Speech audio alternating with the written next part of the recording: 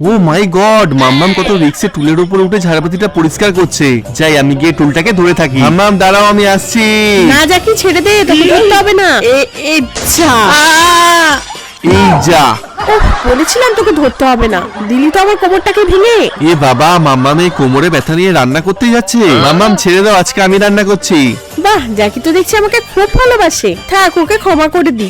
ঠিক আছে, জাকি নুডলসটা দেখ, আর একটা ডিম দিতে ভুলিস না কিন্তু। ঠিক আছে, আমি এক্ষুনি যাচ্ছি। দেখি তোর কত দূর রান্না হলো। এই কি অবস্থা হয়েছে তোর? সরি মাম্মাম, খাবারটা পুড়ে গেছে। এ বাবা, তুই তো নুডলসটা পুরো পুড়িয়ে দিয়েছিস। ওফ, তুই কি করেছিস সেটা? সরি। মেঝেতে খাওয়ার গুলোকে ছড়িয়ে রেখেছিস কেন? সেখানে আবার লোমও ফেলে রেখেছে। ভালো লাগে না, সব আমাকে পরিষ্কার করতে হবে এখন। আরে বা, এয়ার কুলার বা, এতদিনে তুই একটা ভালো জিনিস কিনেছিস, আমার এটা খুব পছন্দ হয়েছে। থ্যাংক ইউ মাম্মাম। কিন্তু তুই এটা কিনে টাকা কোথা থেকে পেলি? টাকা আমি কোথা থেকে পাবো? টাকাটা তো আমি তোমার ব্যাগ থেকে নিয়েছিলাম।